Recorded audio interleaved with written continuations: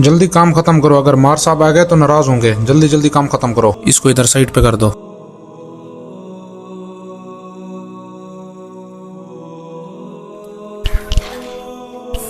अस्सलाम वालेकुम भाईजान। जी वालेकुम सलाम। वो आपके सेठ साहब किधर हैं? वो मार साहब को पूछ रहे हैं? जी जी मार साहब। वो अपने डेरे पर बैठे हुए हैं जी, क्या काम है? वो मार साहब उशर के दाने जो निकालते हैं ना, वो हर साल हमारे दर्स में देते हैं, क्योंकि वहाँ छोटे छोटे बच्चे पढ़ते हैं, तो उनके लिए मैं दाने लेने आया हूँ। मौलाना साहब, मैं तो मार साहब का मुलाजिम हूँ, लेकिन पता नहीं आप लोग हर साल कहाँ से आ जाते हैं। आपको पता भी है इस गंदम के लिए मार साहब ने कितने खर्चे किए हैं। जो उन्होंने डीजल और खाद लिए ना, वो बड़ी महंगी थी। वो अपने गंदम के खर्चे पूरे करें या आप लोगों के मदरसों को दाने दें? भाईजान, फसल को उशर निकालना तो लाजमी होता है। चलो मैं मार साहब से खुद जाके मिलता हूँ। जी जी, जाए आप मार साहब से बात करें। पता नहीं कहाँ से आ जाते हैं हर साल। अपने खर्चे पूरे करें या इनको दाने दें।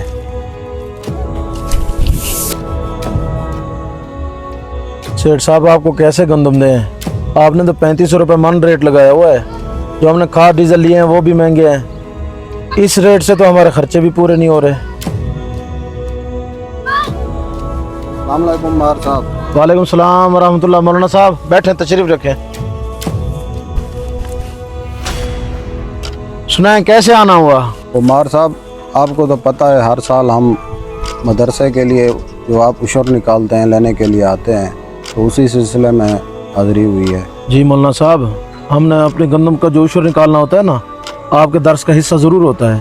आप भी निकाला हुआ है। जी मार साहब, मैं वहाँ गंदम उठाने के लिए गया, लेकिन वहाँ पर आपके मुजारे ने मुझे मना कर दिया।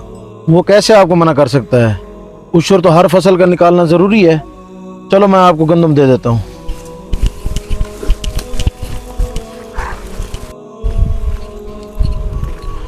मौलाना, अल्हम्दुलिल्लाह हम अपनी हर फसल का उशर निकालते हैं।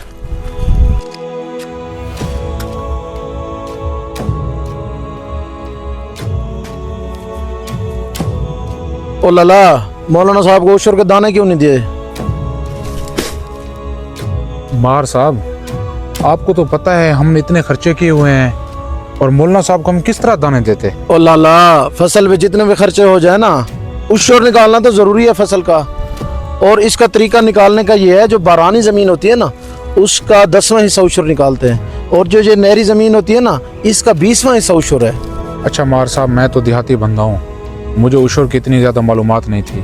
लाला, उशर निकालना ज़रूरी होता है। जो किसान उशर नहीं निकालते ना, वो फिर अल्लाह पाक की नाराज़गी होती है। बेमौसमी बारिशें, जाला बारियाँ, या फिर गंदम का गिर जाना। अगर हम अपनी फसल में से कुछ हिस्सा उशर की सूरत में मदारस वालों को देते हैं, तो इस सूरत में मदारस वालों पर हमारा कोई एहसान नहीं होता, बल्कि मदारस का हम पर एहसान होता है कि वो हमें अल्लाह ताला की राह में खर्च करने का मौका देते हैं।